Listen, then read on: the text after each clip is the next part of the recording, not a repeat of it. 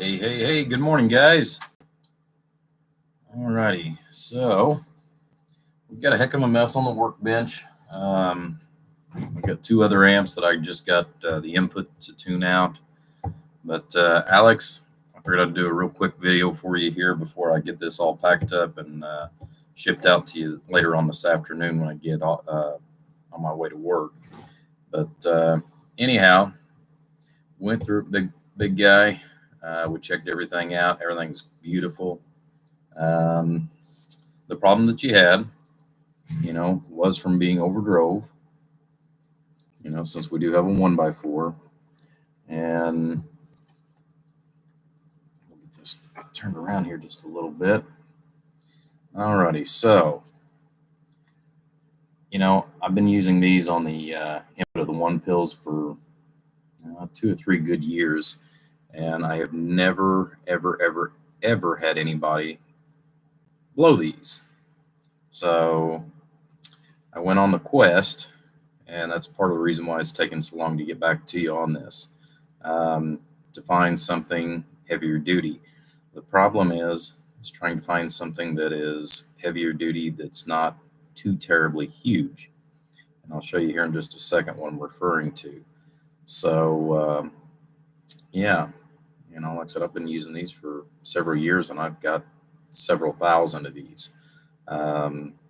So still on a quest to find something that is kind of an intermediate for this as far as for the balancing. And yeah. Anyways, so in the mix of everything that we've got here, what we did was we went ahead and found some that were just, well, if these blow, big guy, we're going to have some problems, which are these 3 right here. That's all that was wrong with it. Like I said, you'd load those from the input of the driver. Now, what I also did was I did one more thing. It's a very light bump, but right here I put you just a small little pad on the input. It's only about 2.7 ohms, but essentially it's going to just give you a slight little damper, so we can take a little bit off of the input drive going into the one pill. So I don't think you'll ever have another problem out of this ever again on that. But other than that, I mean, very inexpensive repair. Sadly, the shipping just one way is, more than what the actual repair was. So, but anyhow, like I said, we went through everything, checked everything out, made sure everything was still running just as good as it did the day we left. So I'm going to go ahead and show you some numbers. Now I'm going to be using a President Walker, President Walker 2 FCC. So, I know you get the one Cobra 29 that you've been driving this with. Nothing wrong with that. That's the only reason why I put this in there, is because I know that it's got a little bit more drive on the RMS. So like I said, this is just going to take just a small fraction amount off of it. So like I said, those I don't think you'll ever have to worry about. Those are rated for I think 2 kV. Besides, the physical size is about 5 or 6 times more so, since that's on the output of the driver pill. Anyways, other than that, like I said, everything's looking good. Everything's working beautiful. Let's get you some numbers here. Let's go up here. Put the meters in here.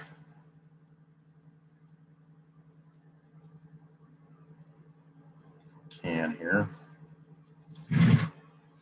Dum-dum-dum. Trying to get them in there and make everything as big as I can get it here for you. All right, so 5-watt slug. Oops. Speaking of which, pull it back out. So put a different slug in there for another tune. I just got to stretch.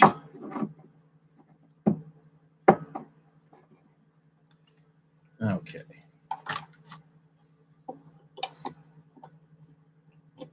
Now put a 5-watt slug back in place. There we go. All right, so 5-watt slug in reverse going back to the radio. 5-watt in reverse coming back from the 5,000-watt bird dummy load. 1,000 watts in peak and 1,000 watts in average. So let's just show you the amount of drive we're going to put in it. Hello, audio. So the first line on 1,000 watts, which is, I think, let's see here, 1,000 watts, so it's 200, so it should be about 20 watts of peak drive that's going to be going into this. Audio.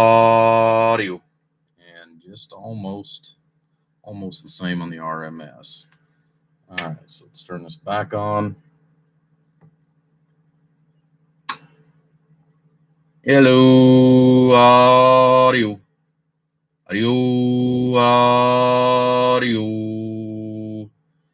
So we've got about 750 on the PEP. Audio. And about 550 on the RMS.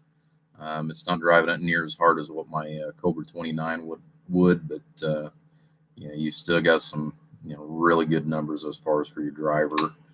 Going back here to the 5-watt slug in reverse, going back to the 5,000 watt bird dummy load.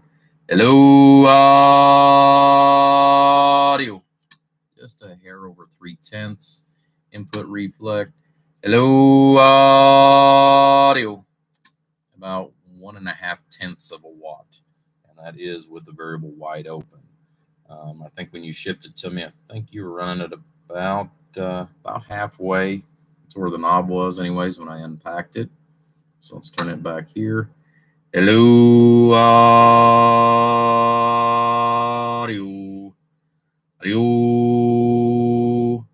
So we're still somewhere around 700 on the PEP, RMS. Audio. We're still looking at 425.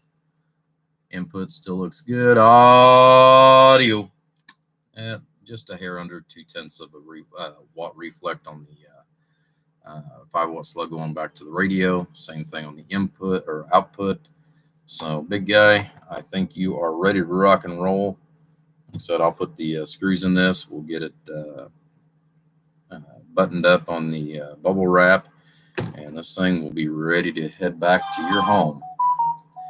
All right, guys, I appreciate it. Like I said, I've got a few more I'm going to try to get squeezed in throughout the week as far as on the tune-ups and everything. I've got the other one, it's finished. All I've got left to do to it for 476 down in Mississippi. All that's left to his is I've got to put the feedbacks in. I've got to get it tuned out. I've got another one that's identical to it. It's got to get tuned out. And I've got a third one that we got to finish getting it built. So other than that, like I said, we're pretty good, guys. I got those radios done yesterday and a couple of other small amps. And like I said, everything's just been clicking away. All right, thanks for tuning in, guys. We will catch you on the flip side. Have a great day, guys.